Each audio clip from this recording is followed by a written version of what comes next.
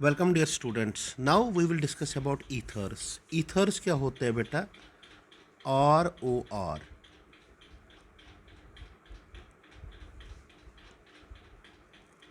ROR actually ethers को हम alkoxy alkanes भी बोलते हैं।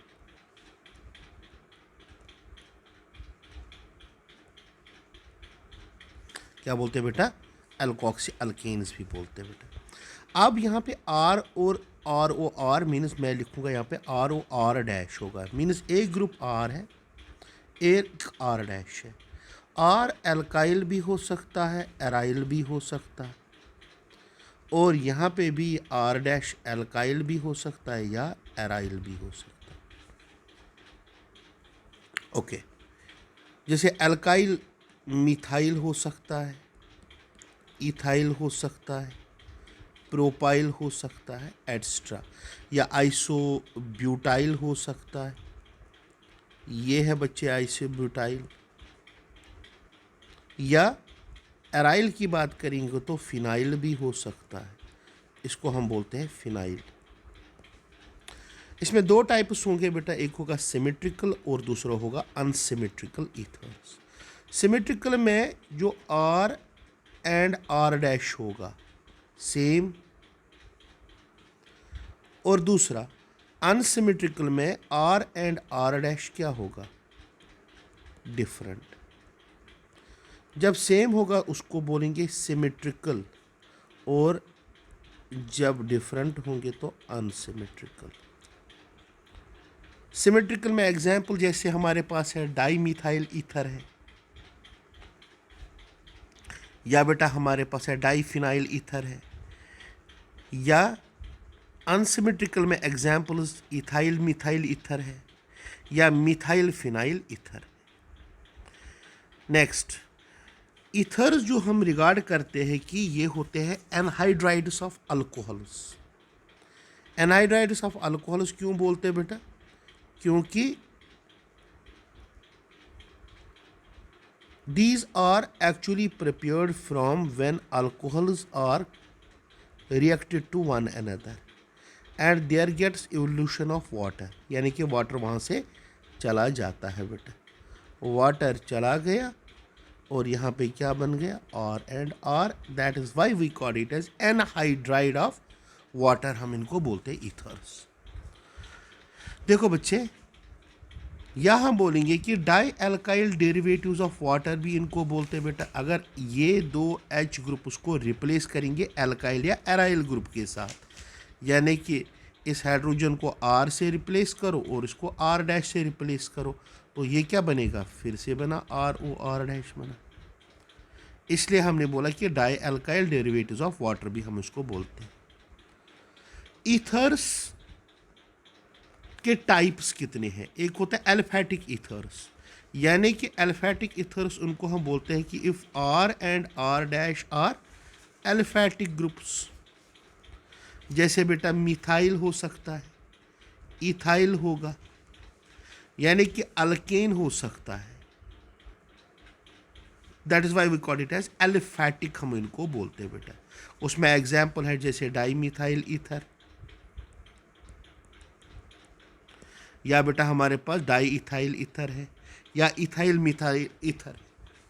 दूसरा होता है एरोमेटिक ईथर्स। एरोमेटिक ईथर में एक ग्रुप इधर और आर डैश क्या होगा? Aromatic in nature. जैसे हमारे पास है मिथाइल फिनाइल ईथर या di phenyl ether, these are aromatic. बेटा एरोमेटिक ईथर्स में और एक टाइप है जिसको हम बोलते हैं फिनोलिक ईथर। फिनोलिक ईथर में क्या होता है बेटा? फिनाइल ग्रुप प्रेजेंट होता है, उनको बोलते हैं फिनॉइल, फिनोलिक ईथर। और एक टाइप ऑफ ईथर होता है जिसको हम बोलते हैं साइक्लिक ईथर। साइक्लिक ईथर में क्या होता है बेटा? रिंग प्रेजेंट होती है, जैसे बेटा ये है, इसको हम बोलते हैं ऑक्सीरेन्स। इसमें वेरियस टाइप्स है, जैसे ऑक्सीरेन है, ऑक्सीटेन है। अगर 4 मेंबर्ड, 5 मेंबर्ड, 6 मेंबर्ड रिंग होंगे या 7 मेंबर्ड भी होंगे, तो अगर यहाँ पे 2 कार्बन एटम्स रिंग में होंगे और एक ऑक्सीजन होगा, उसको हम बोलते हैं ऑक्सीरेन। 3 होंगे तो ऑक्सीटेन, 4 होंगे तो ऑक्सीलेन, 5 होंगे तो ऑक्सीन, और 6 होंगे तो उसको हम बोलते हैं ऑक्सीपेन बोलते हैं। और याद रखना ये हेटेरोसाइक्लिक होते हैं। क्या होते हैं? Heterocyclic compounds. होमोसाइक्लिक क्या होता है बेटा? जैसे बेंजीन है, इसमें जो रिंग है ओनली किसका बना हुआ है? कार्बन का। इसको हम कार्बोसाइक्लिक भी बोलते हैं। क्या बोलते हैं? कार्बोसाइक्लिक। वाइल एज अगर रिंग में अपार्ट फ्रॉम कार्बन कोई भी और एटम होगा, जैसे ऑक्सीजन हो सकता है, नाइट्रोजन, सल्फर, ठीक है ना, उसको बोलते हैं हेटेरोसाइक्लिक। जैसे सिंपल एग्जांपल आपके पास है पायरिडीन, ये भी हेटेरोसाइक्लिक है। या आपके पास है THF, टेट्रा हाइड्रोफ्यूरेन, ये है बेटा THF, इसको हम बोलते हैं। या आपके पास है थायोपीन, सल्फर कंटेनिंग, ओके, उनको बोलते हैं हेटेरोसाइक्लिक। तो साइक्लिक इथर्स भी हेटेरोसाइक्लिक कंपाउंड्स होते हैं बेटा, उसमें भी रिंग में ऑक्सीजन प्रेजेंट होता है बच्चे। अब क्राउन इथर्स, क्राउन इथर्स में क्या होता है बेटा? क्राउन इथर्स में ये रिपीटिंग यूनिट्स होते हैं। These are repeating units of crown ethers, और ये भी साइक्लिक होते हैं। इनमें एग्जाम्पल मैं दे रहा हूँ बेटा, एक 12 क्राउन 4। 12 क्राउन 4 कैसे हम बोलेंगे बेटा? अगर ये CH2 होगा, ये बेटा CH2 ये CH2 होगा, ये CH2। अब यहाँ पे ऑक्सीजन इनके साथ जुड़ा होगा, यहाँ पे देखो बेटा। तो टोटल मेंबर्स कितने हैं? 1 2 3 4 5 6 7 8 9 10 11 12। तो इसलिए हम उसको बोलते हैं 12 crown.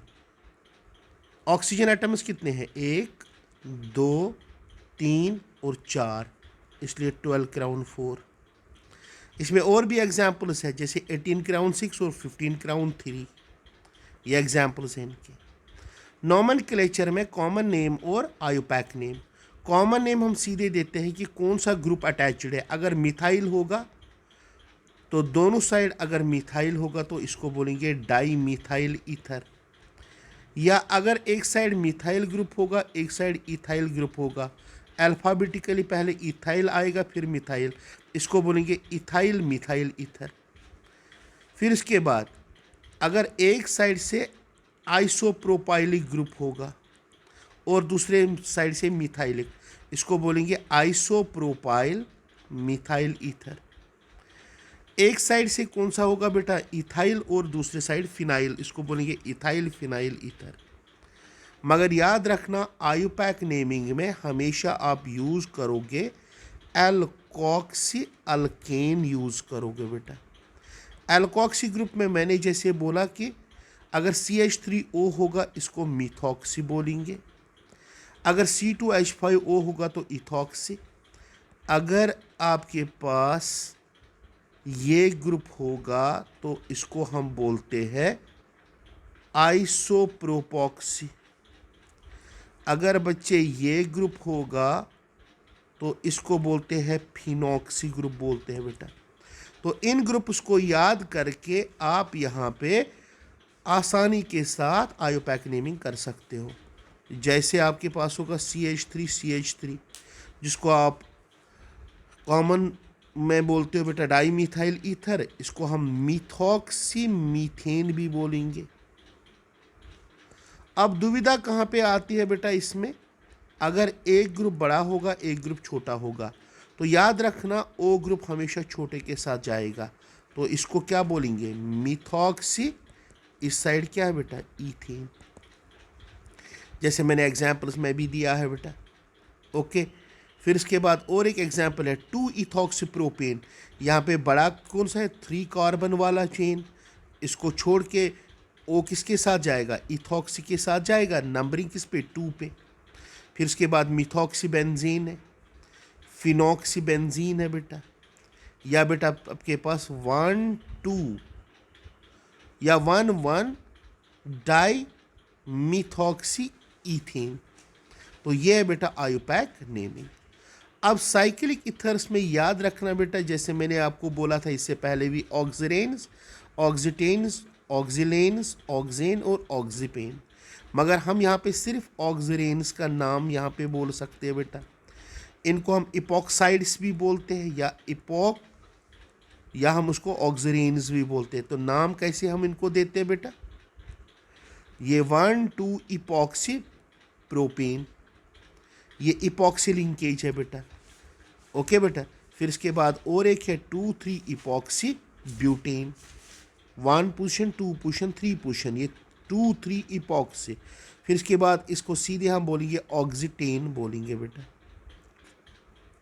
Now electronic structure of functional groups, alcohols, phenols और ईथर्स का।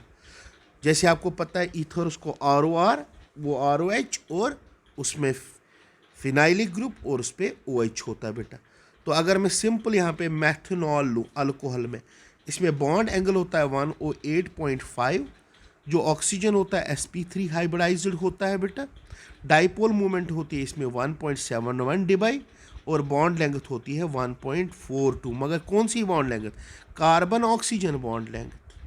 हालांकि टेट्राहेड्रल होना चाहिए था 109.28 होना चाहिए था, मगर है कितना 108.5। ये किस लिए, क्योंकि यहाँ पे लोन पेयर और lone pair bond pair repulsion के कारण होता है बेटा। तो सबसे बड़ा यहाँ पे कौन सा होगा, लोन पेयर रिपल्जन होता है बेटा। दूसरा होता है किसमें, फिनॉल में। फिनॉल में भी ऑक्सीजन sp3 हाइब्रिडाइज्ड है, मगर जो कार्बन है वो sp2 हाइब्रिडाइज्ड है। sp2 हाइब्रिडाइज्ड ज़्यादा इलेक्ट्रोनेगेटिव होता है देन sp3 हाइब्रिडाइज्ड, इसलिए यहाँ पे पोलैरिटी कम हो जाएगी और डाइपोल मोमेंट क्या होगी, that is less than dipole moment of methanol से। इसलिए यहाँ पे डाइपोल मोमेंट कितनी है, 1.51 डिबाई के बराबर होती है। कार्बन ऑक्सीजन बॉन्ड लेंथ कम होगी, वो इसलिए कम होगी फिनॉल में क्योंकि यहाँ पे जो कार्बन ऑक्सीजन बॉन्ड होता है बेटा, it have some partial double bond character due to resonance के कारण। ओके, यहाँ पे सबसे बड़ा ये पॉइंट याद रखना, रेजोनेंस के कारण क्या होता है बेटा, इसमें बॉन्ड लेंथ कम होती है क्योंकि डबल बॉन्ड कैरेक्टर होता है बेटा। फिर रही बात किसकी, बॉन्ड एंगल की। बॉन्ड एंगल लगभग 109 डिग्रीज है, मतलब कि थोड़ा ही कम है, और ये मतलब कि किसके कारण, लोन पेयर रिपल्जन के कारण होता है बेटा। नाउ नेक्स्ट ईथर्स की बात करेंगे। ईथर्स में 2 बल्की ग्रुप्स होते हैं, उनके कारण क्या होता है बेटा, यहाँ पे बॉन्ड लेंथ में इंक्रीज हो जाता है। होना तो चाहिए कितना 109.28, मगर होता है बेटा इसमें कितना 110 डिग्री। वो इसलिए होता है क्योंकि जो 2 ग्रुप्स होते हैं मिथाइल ग्रुप्स, बल्की ग्रुप्स होते हैं, ये आपस में ज़्यादा रिपल्जन करते हैं बेटा। तो ये है यहाँ पे कहानी किसकी, ईथर्स की और फंक्शनल ग्रुप्स की बेटा।